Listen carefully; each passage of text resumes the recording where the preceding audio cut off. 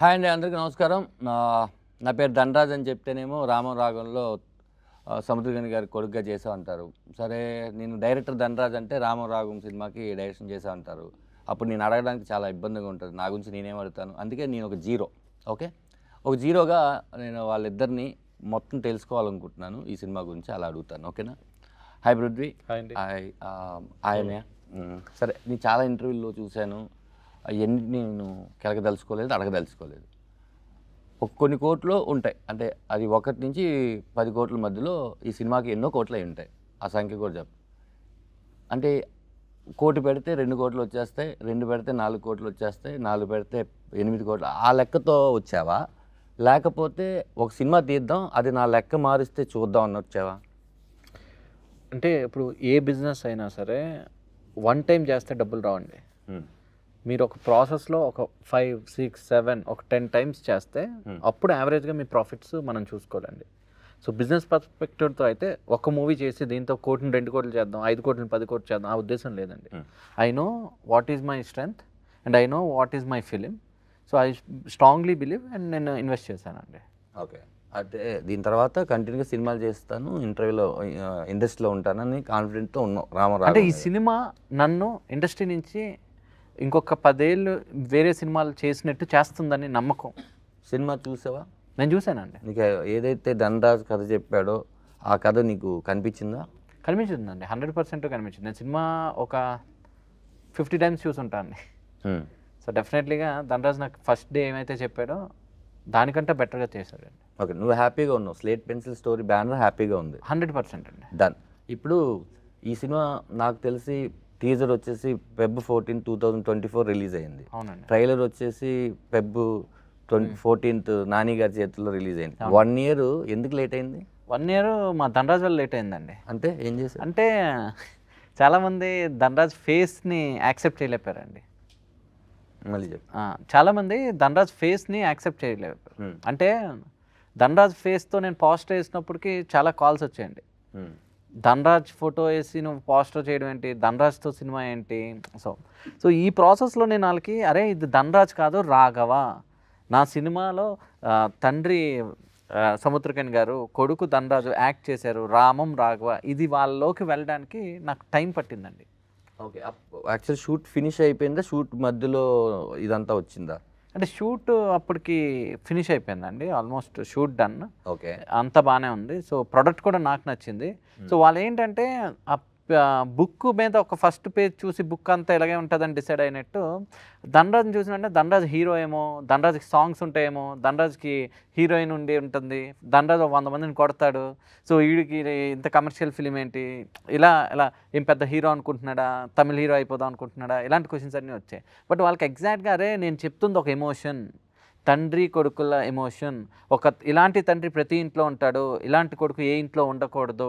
So ఇది వాళ్ళకి చెప్పడానికి, నేను వాళ్ళకి ఎక్స్ప్లెయిన్ చేయడానికి, అలా నేను ఒక రైట్ పర్సన్ ఫైండ్ అవుట్ చేయడానికి టైం పట్టిందండి. ఈ ప్రాసెస్లో మనకి దీప ఆర్ట్స్ సపోర్ట్ చేయడంతో చాలామంది చూసి, ఇప్పుడు మీడియాలోని శివన్న కానీ చాలామంది వాళ్ళు చూసి ఇది మంచి సినిమా మంచి సినిమా మంచి సినిమా అని. నేను డౌన్ అయిన ప్రతిసారి మీకు ఎగ్జాంపుల్ రామం రాగంలో రామం ఎలా రాఘవకి సపోర్ట్ చేశారో నా లైఫ్లో సముద్రకని అన్న అంతా సపోర్ట్ చేశారు. నేను డౌన్లో ఉన్న ప్రతిసారి ఆయనకు ఒక మెసేజ్ వదిలేవాడిని. వదిలితే వెంటనే ఒక టైంలో కాల్ చేసి ఇది మంచి సినిమా, నువ్వు చాలా హానెస్ట్గా చేసావు, ఎన్ని మంది వచ్చి ఇది బాగాలేదు, ఇది అవ్వదు, ఇది జరగదు అని ఇలా చెప్పినా వాళ్ళు కాదు, ఆడియన్స్ డిసైడ్ చేయాలి అని చెప్పి ఒకసారి నువ్వు చెక్ చేసుకో ఎన్ని మంది ఏం చెప్పారు అని చూసిన వాళ్ళందరూ సినిమా అద్భుతంగా ఉంది, చాలా బాగుంది అని చెప్పారు. సో చూడలేని వాళ్ళందరూ ధనరాజ్ పోస్టర్ ఏంటి అని చెప్పారు. సో అలాంటి వాళ్ళు కూడా ఒకసారి సినిమా చూపించాక ఎస్ నీ డెసిషన్ కరెక్ట్, ఈ కొడుకుగా, ఈ యూజ్లెస్ సన్గా ఈ క్యారెక్టర్ ధనరాజ్ కరెక్ట్గా చేశాడని చెప్పారు. ఇప్పుడు రేపు ఆడియన్స్ కూడా అదే చెప్తాడని నాకు నమ్మకం. సూపర్. అయితే అన్న, చాలా సినిమాలు చాలామంది మీ మీద నాకు తెలిసి నేను విన్న కంప్లైంట్స్ ఉన్నాయన్న. కంప్లైంట్ ఏంటంటే అన్ని ఫాదర్లు మీరే చేసేస్తున్నారు, వేరే వాళ్ళకి ఛాన్స్ దొరకట్లేదని చాలా పెద్ద కంప్లైంట్ ఉంది. ఇప్పుడు అయితేనా ఈ రామం రాగం సినిమా ఇలా చాలా సినిమాల్లో మీరు చాలా పెద్ద పెద్ద హీరోలకి ఫాదర్గా చేశారు, విలన్గా చేసిన వాళ్ళకే ఫాదర్గా చేసి ఒప్పించారు. రెండు చేయడం అనేది చాలా కష్టమైన విషయం. ముందు సినిమాలో ఏమో విలన్గా చూస్తాను, ఈ సినిమాలో ఫాదర్గా ఎలా యాక్సెప్ట్ చేయాలంటే రెండు చేసేసారు. మీరు డైరెక్టర్ ఫస్ట్ సీరియల్స్ దగ్గర నుంచి చిన్న తెర దగ్గర నుంచి పెద్ద తెర ఇంత చేశారు కదన్నా. ఈ యాక్టింగ్ మీదకి వచ్చేసరికి మీరు తీసుకున్న క్యారెక్టర్ అనేది చాలా బలమైన క్యారెక్టర్. మీరు ఆ బలమైన క్యారెక్టర్ నేను ఒక యాక్టర్గా ఎలా చేయగలను అని ఎప్పుడు అనుకోలేదన్న? కాదు, ఫస్ట్ నేను నమ్మాలి, నేను నమ్ముతా. అదాదు ఇప్పుడు నువ్వు కొడుకే అలా నా స్క్రీన్ మీద కెమెరా రోల్ అవ్వగానే కొడుకుని చూస్తే నేను కొడుకుగానే చూస్తా. ఆ క్షణం, ఆ సెకండ్, ఆ 5 seconds 10 seconds లేదు 1 minute షార్ట్ ఉంది అంటే నిజంగానే నా అక్కడ ఫాదర్, నా సన్, ఆ నమ్మకం నాకు వస్తుంది. ఆ నమ్మకం లేదు ఎలా అంటే నా ఫిల్మ్ చేయను. ఆ నమ్మకం ఉండేవరకిదా. అది ఎందుకంటే విఐపి రఘువరన్ బీటెక్ చేయగానే మార్నింగ్ వర్కౌట్ లాంచ్ చేసేసి షెట్కి వెళ్తా. తమ్ముడు చూసేసి అన్న నువ్వు నాకు ఫాదర్, నువ్వేనా కట్ బనీని వేసుకొచ్చుకున్నావు, అయ్యో అలా అని చెప్తా. అని చెప్తా 10 minutes ఇవ్వు, టైం ఇవ్వు అని చెప్పి వెళ్ళి ఆ డ్రెస్ వేసుకుని, ఆ వైట్ వేసుకుని వాళ్ళనే కూర్చుని ఆ క్యారెక్టర్ లోపల దిగని ఆటోమేటిక్గా నాకు చీక్స్ వచ్చేసి ఇది వచ్చేసి అలా వాక్ చేయగానే తెలిసిపోవు ఈ క్యారెక్టర్ని. అది వచ్చి మనం నిజంగా ఈ క్యారెక్టర్కి ట్రూత్ఫుల్గా ఆ సెకండ్స్ ఆ సెట్లో మనం ఎంత ప్యాషన్గా ఉన్నామో అంతవరకు అది ఉంటుంది. సూపర్ అన్న. మీరు ఈ సినిమా చేసిన టైంలో ఇప్పుడు మీరు ఏదైతే ఫిట్గా ఉండి ఒక ఇదిగా ఉన్నారో ఆ రోజు ధనరాజ్తో అన్నారంట మీరు, దీనికి నేను తినేస్తాను, నేను వర్కౌట్ చేయను, నేనేం చేయను, వదిలేసి ఈ రామం క్యారెక్టర్ ఇలాగే ఉండాలి అని. ఎందుకంటే ఈ రామంకి ఇక్కడ సముద్రగని గారికి చాలా చాలా తేడా ఉంది. ఈ సినిమా మీరు చేసిన తర్వాత చూసిన తర్వాత డబ్బింగ్లోనో ఎక్కడో ఈ సినిమాలో ఏదో ఒకటి మీకు ఇంకా గుర్తుకొస్తూనే ఉందిరా నాకు అని మీరు ఈ సినిమాని ఎప్పుడైనా ట్రావెల్ చేసుకున్నారన్న? ఈ విషయం నన్ను ఎందుకైనా ఇంకా హంట్ చేస్తుంది, ఈ సీన్ కానీ ఈ డైలాగ్ కానీ మీకు అనిపించిందా? ఈ 2 years అవుతుంది కదా అయినా మర్చిపోలేకుండా. నేను అమ్మాను నైట్ మాట్లాడతాము సీన్, ఆ సీన్ నాకు చాలా డిస్టర్బ్ చేసింది సార్. నైట్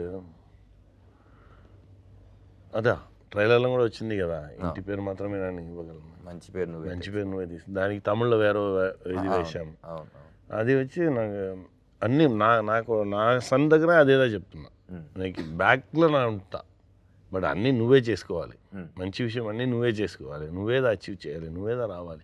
ఈ సొసైటీలో ఎక్కడికి వెళ్తాను 2 days ముందు కూడా ఒక కంప్లైంట్ చెప్పాడు, వీళ్ళు ఉన్నారు ఈ సొసైటీలో ఎక్కడికి వెళ్తానో ఇలాంటి వాళ్ళు 4 మనుషులు ఉంటారు, నువ్వు వాళ్ళని ఎన్కౌంటర్ చేసి నువ్వు రావాలి. దానిలో గుడ్ అండ్ బ్యాడ్ ఉండు, బట్ నువ్వు గుడ్దా నువ్వు నీ మైండ్లో గుడ్ థింగ్స్ ఉంటే గుడ్ థింగ్స్ ఉండేవాళ్ళదా నీతో వచ్చి కలుతారు. అది నీ వల్లనే అన్నీ జరుగుతుంది. సొసైటీ అలా ఉంది ఇలా ఉంది, నువ్వు ఎలా ఉన్నావు అది చూసుకో, అది ఫస్ట్. అది నువ్వు ఎలా ఉన్నావో అలాంటి మనుషులదా నీతో వస్తారు. అదే అన్నప్పుడు ఒక చిన్న సినిమా అంటే అది ఆడితే పెద్ద సినిమా, ఆడకపోతే చిన్న సినిమా అంటే అదే చిన్న సినిమా పెద్ద సినిమా అనే లేదు, మంచి కంటెంట్ ఉండే సినిమా, కంటెంట్ లేని సినిమా అంతే. మీరు కంటెంట్ నమ్ముకొని ధనరాజ్ లాంటి వాళ్ళను, పృథ్వీ పోలవరపు గారు లాంటి వాళ్ళను ఎంకరేజ్ చేస్తూ కంటెంట్ సినిమాలు చేస్తున్నారు. చూస్తే మీరు ఎక్కువ కమర్షియల్ సినిమా కన్నా కంటెంట్ సినిమాలు చాలా ఎక్కువ చేశారు. అందులో మీకు తృప్తినిచ్చిన సినిమాలు చాలా ఉంటాయి, ఆడకపోయినా కూడా తృప్తినిచ్చిన సినిమాలు ఉంటాయి, క్యాష్ రాకపోయినా. ఇలా కొంతకాలానికి మనం ఎందుకురా కంటెంట్ ఉన్న సినిమాలు చేయాలి, ఎన్నిసార్లు మనం ఆడియన్స్కి చెప్పినా కూడా వాళ్ళు కమర్షియల్ సినిమాలు కోరుకుంటున్నారు అని ఎప్పుడైనా మీలాంటి వాళ్ళకి బోర్ కొట్టేస్తే? నాకు అలాంటి థాట్ వచ్చే టైంలో అన్ని టైంలోనూ దేవుడు ఎవరో అని పంపిస్తాడు. ఇప్పుడు 2 days ముందు కూడా నాకు ఆ థాట్ వచ్చింది. 2 days ముందు ఫిల్మ్ ఫుల్ 1950s జరిగే ఓ స్టోరీ, పెద్ద వార్ స్టోరీలో నేను యాక్ట్ చేసుకున్నాను. యాక్ట్ చేసి దానిలో వచ్చి సడన్గా ఆ డైరెక్టర్ వచ్చారు, నా దగ్గర మాట్లాడాడు, అన్న ఏం లేదు మా వచ్చి ఈ విషయం చెప్పాలి, మా దగ్గర ఇంత రెమ్యునరేషనే నీకు ఇవ్వడానికి ఉంది, ఇది ఎందుకురా నాకు, ఇది కూడా నువ్వు ఫిల్మ్కే పట్టు, నా వచ్చా అలా చెప్పి వెళ్ళిపోయి అక్కడ అంతా పెద్ద ఫైట్ సీక్వెన్స్, వార్ సీక్వెన్స్, అదంతా మన సెకండ్ వరల్డ్ వార్ టైంలో జరిగిన ఓ రియల్ ఇన్సిడెంట్. మంచి డైరెక్టర్, మంచి టీం, అంత ఆ పని చేయగానే అంత పెయిన్, ఆ పెయిన్లో ఉండి కొండ మీద ఉండి కింద రావాలంటే 2 hours వచ్చి నా హైదరాబాద్ రావాలి.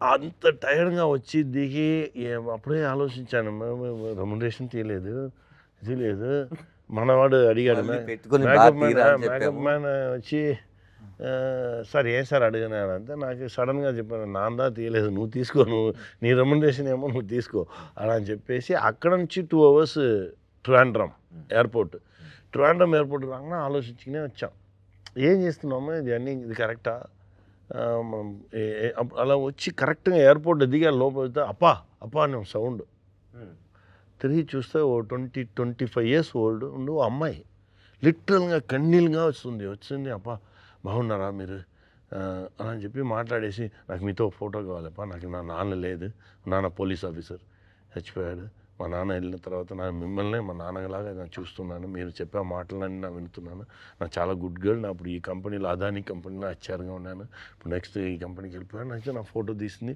లాస్ట్ వరకు నా నంబర్నో ఏమీ అడగట్లేదు అది ఇక్కాను వచ్చి నాకు అన్నీ చూస్తూనే ఉన్నా మాట్లాడింది ఎవరికో ఫోన్ వేసి చెప్పింది నా అప్పా పాతుటే నాన్న అలా అని చెప్పేసి ఓకేపా எப்போவாவது டைம் பர்மிட் பண்ணிச்சுன்னா இன்னொரு வாட்டி மீட் பண்ணுவோம்ப்பா எனக்கு ఫ్లైట్ టైం వచ్చి నా వరంపా అని చెప్పేసి వెళ్ళిపోయింది అలా చూస్తే ఇప్పుడు ఆ అప్ప ఫిల్మ్ తీసినా మనకు లాస్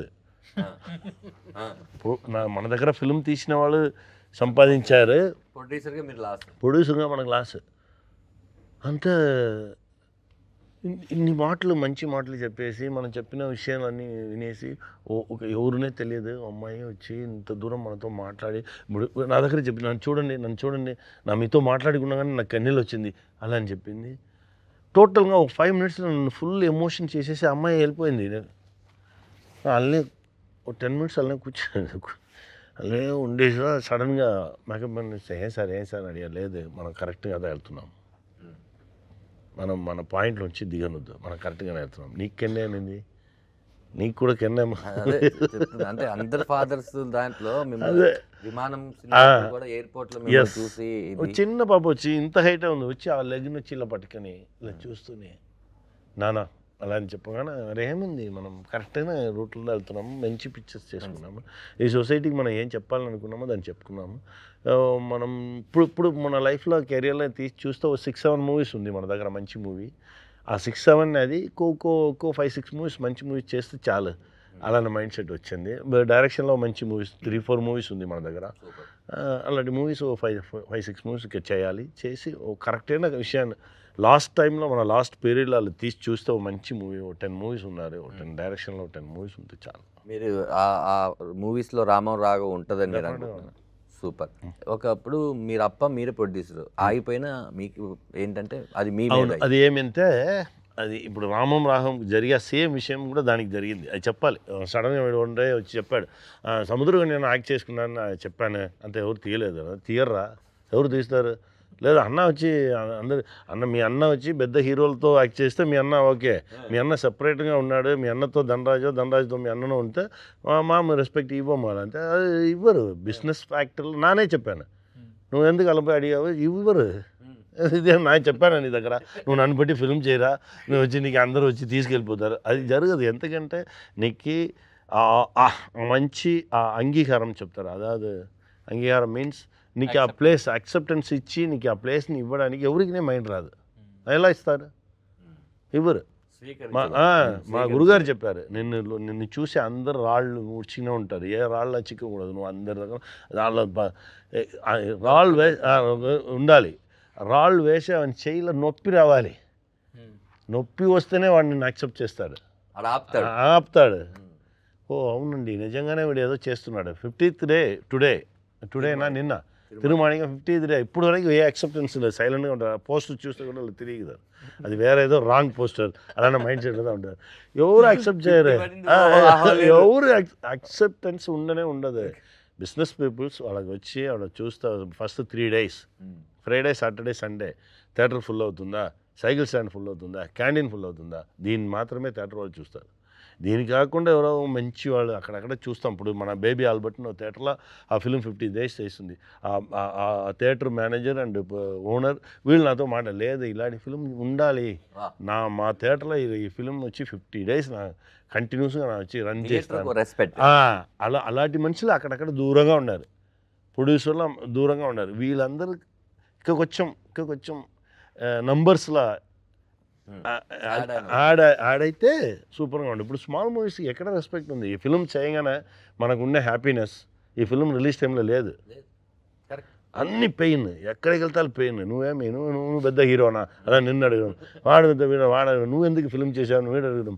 అరే మంచి ఫిల్మ్ చేయాలని ప్రయత్నం చేసేది తప్ప ఆ మైండ్ సెట్కి వచ్చేసి బట్ పర్లేదు, అది వాళ్ళ ప్రాణం ఉంది, జనాలు చూసుకుంటారు అంతే.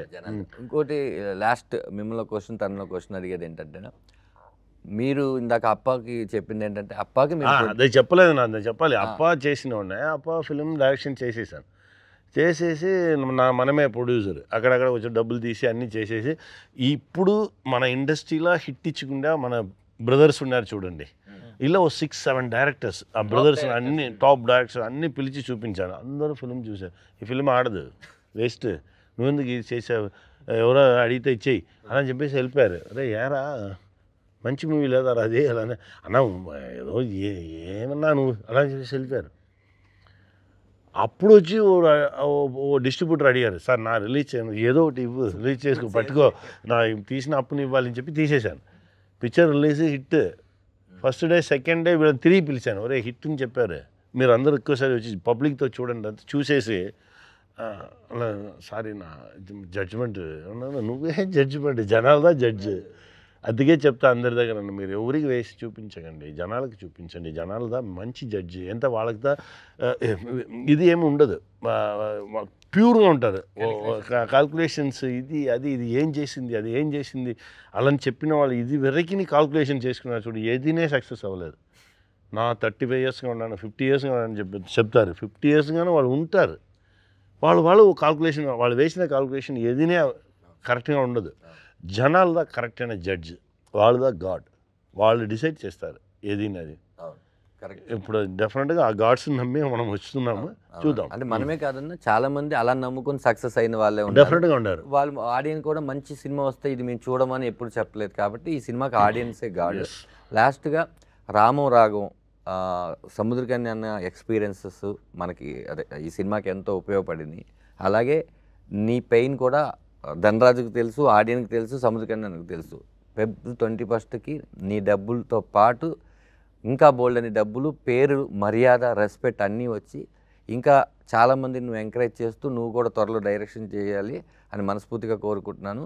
Thank you so much. 21వ తారీఖు మీరు అందరం రామరాగం థియేటర్లో కలుద్దాం. Thank you.